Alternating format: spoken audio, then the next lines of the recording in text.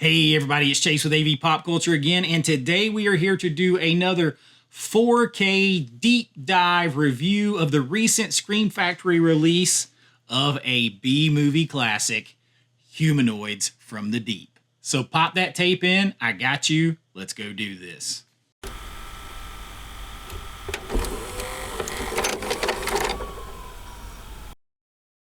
All right, so Humanoids from the Deep.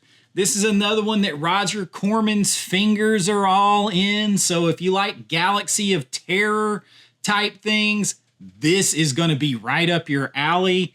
And to be honest, right away, right off the bat, I'm going to say that overall, probably from beginning to the end, this is a better 4K than Galaxy of Terror. Not saying it's a better movie than Galaxy of Terror, because I actually enjoy both a lot, but this doesn't have the same kind of spots in it that where they had problems like with the title sequence, where there was like a little more grain, where some things couldn't be, maybe saved. So like if you were grain averse and you could only pick one, you didn't want to see like overly heavy grain in any spot, you don't care why it was there, and you were trying to pick between the two, Humanoids from the Deep is going to minimize that more, although 99% of Galaxy Terror is fine.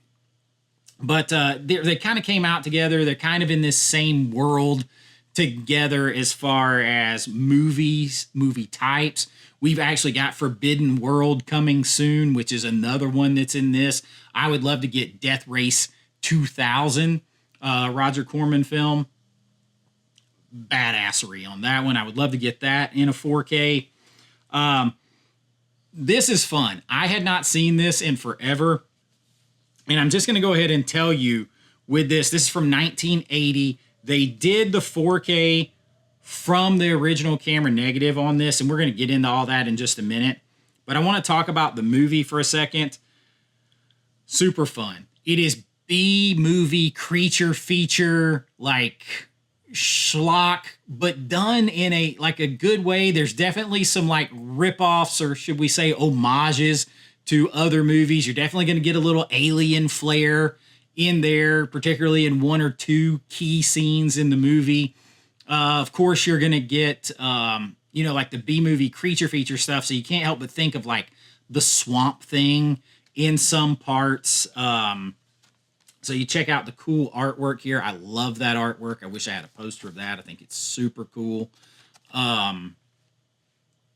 So there's a lot of history with this movie. It has that small town feel, which I like. I like the whole thing with it's like a small town where like something is going on. And hopefully I can show you some clips of it as I go here. Anything I show you, remember, it's just me recording with my 4K camera, recording my OLED with it. But I like the creepy small town atmosphere, that like small town vibes in the movie. Now this maybe doesn't go to where everyone knows something is going on. Like I like that kind of feel in like It and things like that, where like the whole town is it in some way, but it does have those like small town vibes to it. And, I love a damn good creature feature. My dad instilled that to me, and so did the 80s as a kid and a teenager, like growing up. Like, love of creature features was instilled in me at a young age, so I love that about this movie. And the monsters in this look pretty good.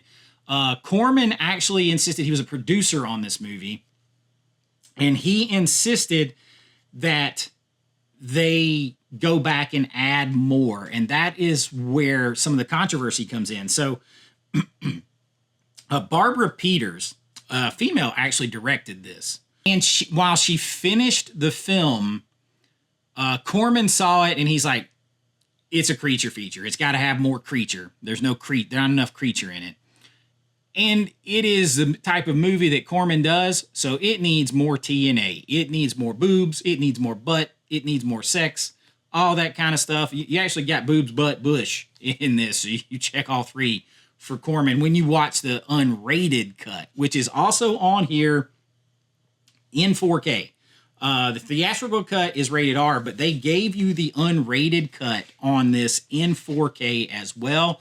And when I tell you it's unrated, it's unrated. That TNA is on full display, multiple scenes, more than glimpses, and of course you get your horror movie style, like, oh, you shouldn't have sex because the monster is going to kill you. All of that is in here. The violence, maybe like the blood splatter and all that kind of stuff, is kicked up as well. So everything Corman wanted is back in the unrated cut. And back in the day, even when they did the R-rated cut, he insisted that that stuff be in there. It pissed off the director. She didn't like it. She was trying to make some this is the story, and she's confirmed this. She wanted to make some kind of feminist statement underneath all this, and Corman's like, we're not doing that shit. We're making a monster movie, creature feature. And so she got mad and said, well, she wanted her name taken off the movie. He said, okay, as long as you pay to have the credits redone. And she's like, no, I ain't doing that. So her name was still on it. And then now, years later, as usually does come with wisdom and everything else, she's like, you know what? I overreacted to that. This is actually a really fun movie. What he did, having that stuff put in it, is appropriate for the genre. It's fun. It's not the type of movie that you're trying to make a statement in, like all that kind of stuff. So like sometimes with age and actually living in the world and not trying to be on an ideological pedestal kind of thing, an ideological trip with everything you do, you gain some distance, you gain some wisdom. And she's like, you know what? It's a fun movie. And I think she said that was like 2011, 2012. She did an interview saying that. And so I like that. I like that she came around to it. I like that Corman got it his way. I like ultimately that everything she wanted is in it. She just didn't want some of the other stuff that like was extended scenes. She didn't want to see the creatures as much, which for a B-movie creature feature is a stupid approach. Like you have to show the creature, right? Unless you just can't afford to. But like from what I understand, like her cut, she really didn't want to show much at all. Because I actually think the creatures, for the budget they had and everything else, actually look good. They almost look like some kind of like Swamp Thing, creature from the Black Lagoon, Frogman combined or something like that. That's what they look like. And you see them plenty. You even get an obligatory monster gonna hunt somebody in a shower scene in this movie, which is crazy because, as you might have guessed, they are humanoids from the deep. So this is like a sea town, a small sea town. Think like the Fog, Antonio Bay. And these creatures come up from the water and they want to eat, kill, and mate. That's what they want to do. So they are after the young women of this town of mateable age, and they're going to kill any of the dudes that are in their way. So you're going to get a lot of cool-ass practical effects, which I absolutely love in this. And it is just a fun ride. And it blows up, like the whole town gets in on it in the, towards the end, because these things start to overrun this town. And no beautiful woman is safe in this kind of thing.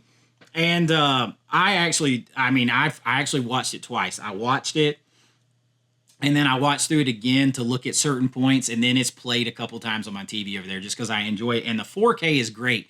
Where this 4K shines are like the water scenes and all that stuff, and it looks cool. But the nighttime stuff in this with the 4K, like towards the end of the movie, there's like a town kind of like fair going on that's down by the water. And it's like a marina where all these boats are tied up, and there's like lights everywhere, like Christmas light style. And you've got the lights of like the fair that are going on, like the town fair, fire burning and all this, and moonlight glistening off the water. And then of course the monsters come to party. But through all of that, dude, this 4K it is bonkers good. It shines through there. I know Scream Factory takes a lot of crap. I know that people get mad that they re-release stuff, and I get it if you just bought stuff. But like, I am the guy that wants to see every film restored and brought up to 4K. If I bought it on Blu-ray, which I mean, I kind of skipped a lot of the Blu-ray generation. I didn't collect, so I'm good with it anyway. But like, I had someone say that, you know, Galaxy of Terror, it's another re-release that they had it on Blu-ray. But I looked, man, that Blu-ray was like 12, 13 years ago or something like that. The statute of limitations has ran out on that. Like, I want everything upgraded to 4K. Listen, I don't know how to say this any clearer. I don't care if you bought a Blu-ray of it or if I bought a Blu-ray of it. I don't care. I don't care. I want it all on 4K. Now, what pisses me off and I don't know how much they've been guilty of this in the past, but what pisses me off is when studios or boutiques, they pay for and do a brand new 4K restoration and a new 4K scan, and then put it on on Blu-ray. You're going to pay to do all that and put it on Blu-ray. What you're telling me is you're trying to double dip on me. And usually, now, if it's like 8 years, 5 years, 3 years in between, then kind of whatever. But if you do it, and I think maybe Scream Factory did this with Sorority House Massacre, maybe. But Kino and Criterion are very bad about this. Like, Kino right now they just paid all this money for 4K restorations and scans that they used on the Blu-ray of Summer Rental and Best Little Whorehouse in Texas with Dolly Parton and Burt Reynolds. If you drop a 4K on me 6 months or a year later after you do that, uncool. But if it's been a couple years, 3 years, whatever, and you're doing a whole new 4K restoration and scan, I'm good with it. Get everything to 4K. Because I'm old enough to remember when we went into the DVD revolution, a lot of stuff got left on VHS that didn't make it. And we've just kind of lost those movies forever. So if we don't upgrade everything to the newest format, the format that will eventually be the only dominant format, it's still the newest format. It's the highest quality, but it's still the newest, even though it's been around like 7 years. Like, the first Samsung 4K player for home video use launched March of 2016. So we're coming into year 9 of 4K existing. Now, there wasn't very much to buy by then. It was about a year later before 6 months, a year later before you really started to see any 4Ks coming to stores.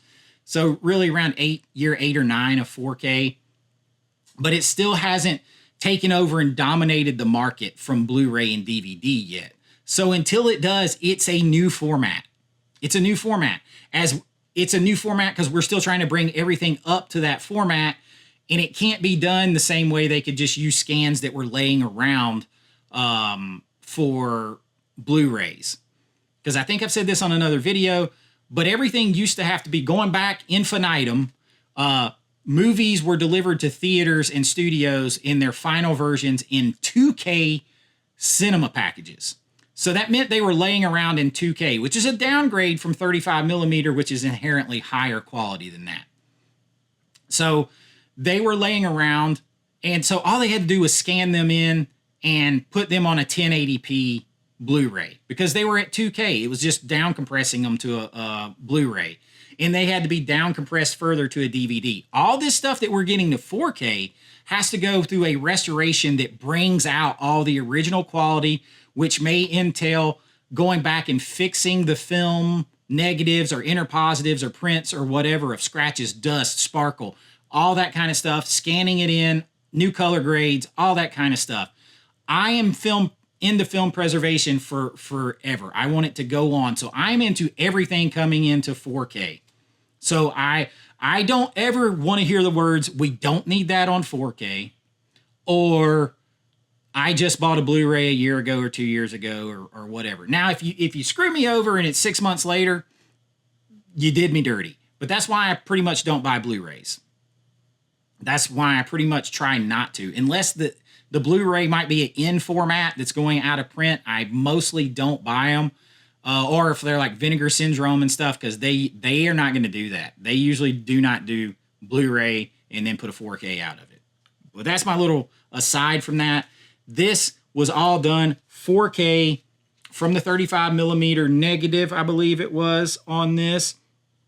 So you get the theatrical and the uncut, both versions in 4K. So that's twice the work. You get both versions in 4K from the negative. You got Dolby Vision. You got the DTS audio in here. You got the artwork, slipcover. I think this is all like original artwork, which, I mean, I want this poster. I didn't get an option for a poster with this, I don't think. I don't remember getting a poster with this. I would love this poster. So you got the theatrical and the on both Blu-ray and 4K. So you got them both. And y'all, it looks good. It looks good.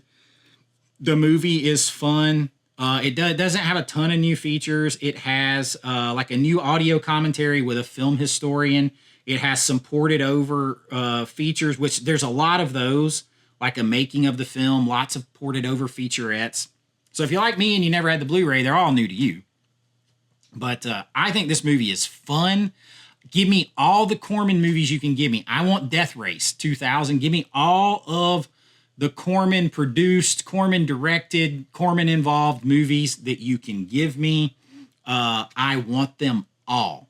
Okay. And this one is fun. If you like creature features, if you're into the old schlocky ones with a lot of TNA, now it's got high production value for the budget that they had. The makeup is good. The visual effects are good because they're done practically.